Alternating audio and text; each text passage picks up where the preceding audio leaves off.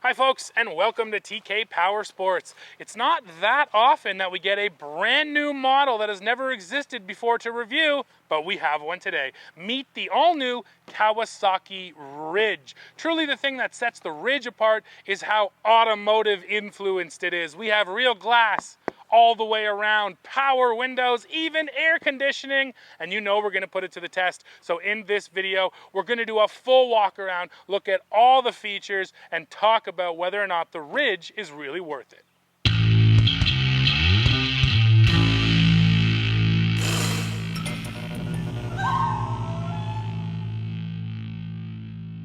Let's start by going over the important numbers on the new Ridge. So the dimensions here measure in at 125.4 inches long, 64 inches wide, and 82.3 inches tall. The wheelbase is 90.7 inches long, while the ground clearance is listed at 13.8 inches standard and 14.6 inches at max preload. The curb weight here with all of the fluids ready to ride is 2,066 pounds, while the fuel capacity is 49 liters. The turning radius on this unit is listed at 14.8 feet, while the towing capacity here is 2,500 pounds.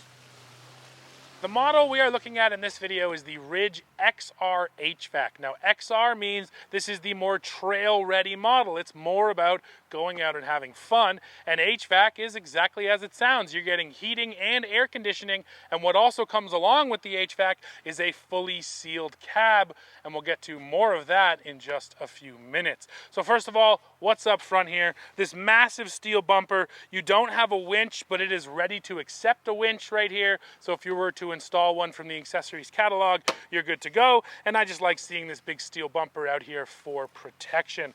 Now, when it comes to suspension, a pretty classic dual A-arm setup, and you're getting 12.7 inches of travel here in both the front and at the back. So both ends 12.7 inches, and that is a set of 30-inch Duro tires, so some decent looking tires there too. Now before I roll back, let me open up this little hood here and show you guys the access. So you pop the hood and you're able to get to your fuses, your wiper fluid, because yes, this does have a sprayer right there for your windshield, and your coolant reservoir.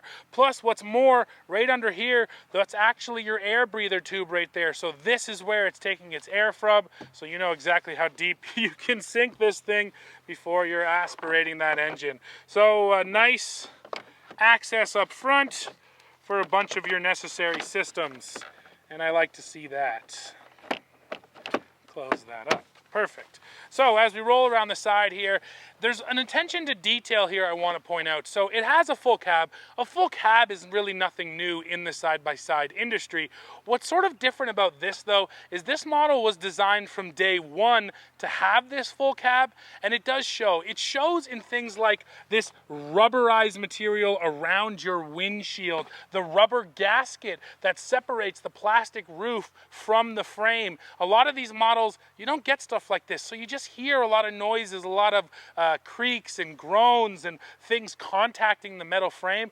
You basically get none of that here in the Ridge because everything has some extra level of protection or some extra gasket to keep it from rubbing something it shouldn't. And that's where that word automotive comes into it. It feels more like a car than what we've seen in the side-by-side industry. Even from something as simple as the way that door closes. It's substantial, but it's also not that kind of metal on metal feel you can usually get from a side-by-side. And that once again is thanks to the rubber bushing that goes all around this door. And yes, these are power windows right here, but once again, more on that once we get inside.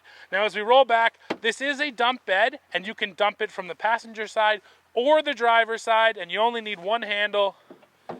And of course you have the gas assist shock, and that's a good shock. It really does raise up quite easily. I'll be curious to see once we load it up how much it helps you lift.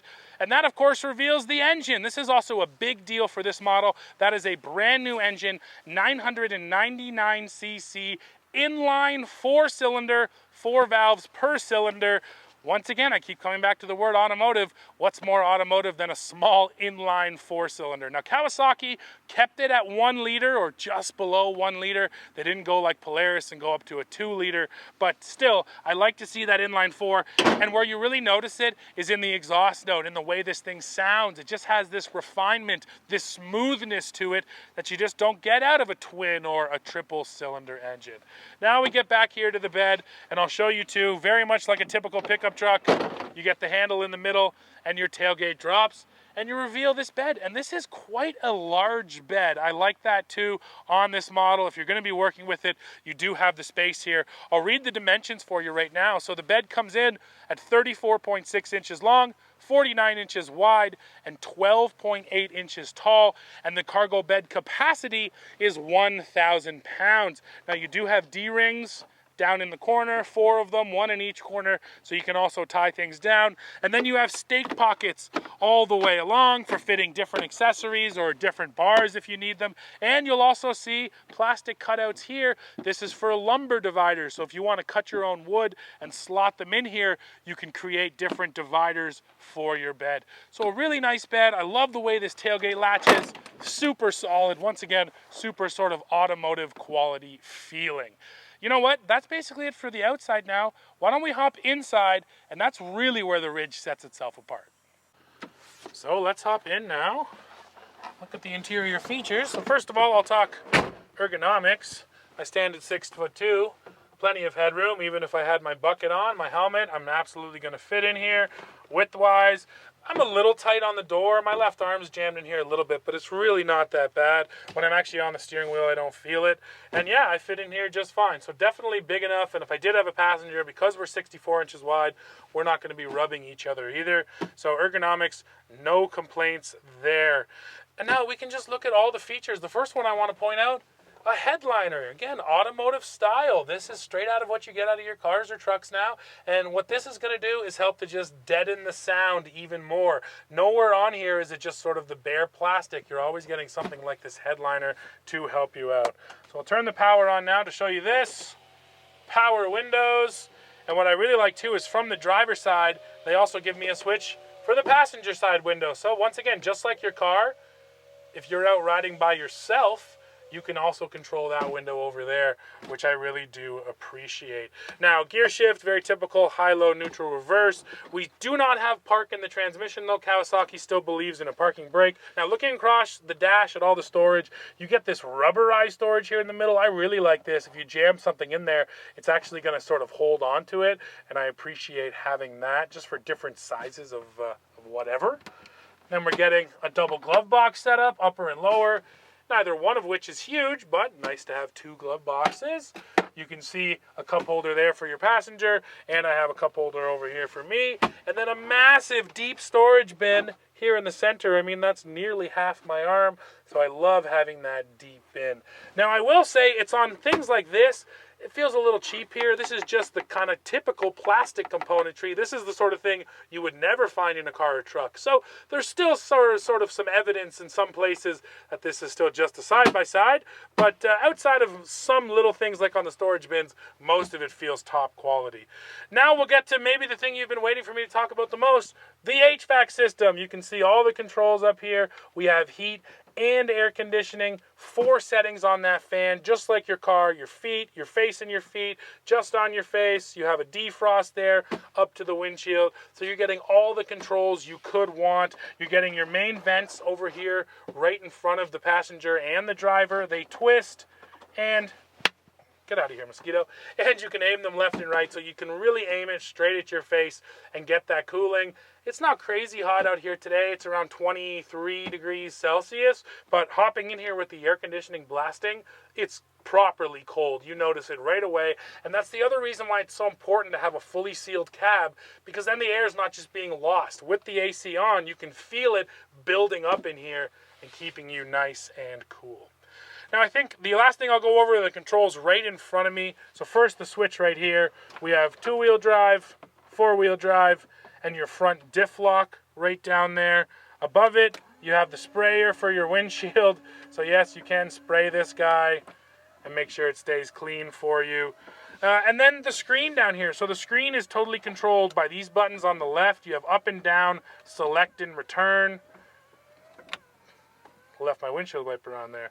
And right here I can go return, and you can see the different features. So the meter, the vehicle info, you can go into settings, change all your different settings. You do have Bluetooth here, so you can hook up your phone. I really like this screen. It's become pretty standard across different Kawasaki off-road models, this exact same screen, but it looks nice, it's crystal clear, delivers the information that you want quickly at a glance. And yeah, once again, in a model that claims to be automotive, I sort of expect to have a screen like that these days, and we do. Now, the other thing I'll point out, look at this steering wheel. You're actually getting these nice sort of indents here for your hands. Really feels like it could be out of a sports car these days. It's even got a little flat bottom on it. That's sort of a very hallmark of most of today's sports cars. So even in the way the steering wheel feels, makes the Ridge feel a little bit more like a truck than a side-by-side. Now, the final thing I do want to do is boot it up. I'm in neutral, and just listen to this exhaust note a little bit. Yeah, it doesn't sound like other side-by-sides. Because it's that 4-cylinder, it sounds like a little Honda Civic or something revving up. So that's sort of something that's going to take a bit of getting used to, but I really do like it. It doesn't have that gruffness to it. It's not that noisy in here because we have the full cab. So the inline 4-cylinder, I think, was a really smart choice in a model like the Ridge. We are almost to the most important part, which is, of course, the price. But let me point out just a few other things before I go. So first of all, you're getting those 2 cup holders up front, but you're also getting 2 down here in front of your storage bin, and then 2 back here behind the storage bin for a total of 6 cup holders. And what is more automotive than the cup holder? Now, for power, there's also a 12-volt outlet right down in the center of the dash, and 2 USB-A ports up there in your glove box. Plus, just look at all these cutouts if you want to add accessory switches. So anything you want to add power to, you'll have a switch for it. Finally, talking about power, I neglected to mention the power modes. So the Ridge has 3 different, call them drive modes. I think that's a more appropriate name. You get work, normal, and sport. And that's essentially just going to adjust the throttle mapping. So just how far you have to really dig into that pedal to get it to deliver the power and torque that you want. Well, everybody, we are coming to the end of this one, but like I already mentioned, we have to get to the most important part, the price. So in the United States, this XR HVAC is going to sell for $32,000. Here in Canada, this same model is going to sell for 40 grand. Now, those are big numbers, but I will say it is fairly competitive with the other models on the market that offer full HVAC, things like the Polaris Ranger North Star Edition. So when you're just looking at it across the segments, yeah, those prices aren't insane, but we can't deny that $40,000 for a side-by-side is a lot of money. And these days, you legitimately are asking the question, do I buy a side-by-side or do I buy a lightly used pickup truck or off-road vehicle? Because at $40,000, yeah, you can get a pretty nice used truck. And so once you're looking at that, yeah, it really becomes about what are you doing with it. If you're going to tow big trailers with it, well then of course you need the truck. If you have to get into some remote, gnarly places, you're probably going to pick the Ridge. But the nice thing is that either way, doesn't matter which direction you go, truck or Ridge, you're still getting that sealed cab with the HVAC, so you know at the comfort level won't be quite as high in the side-by-side, but it's going to be pretty dang good. And yeah, it's just crazy to me that we're truly in a world where side-by-sides and vehicles, road-going vehicles, the prices are right there with each other. So you have to ask yourself, what are you going to be doing with this vehicle and which one is going to serve me better? So yeah, that's it for this one. Of course, I need to hear from you now. Drop into the comments. Let me know what you think about everything you've seen on this Kawasaki Ridge. And don't worry, we're gonna do a full riding review. We'll take it out in the mud, we'll hit the rocks, we will see how cool it gets in that cabin, and that will be in a separate video. So make sure you come back for that video. And while you're down below leaving me that comment, don't forget to hit like, hit subscribe, hit join to become a member, and then come right back here to TK Power Sports to see what we're testing next. See ya.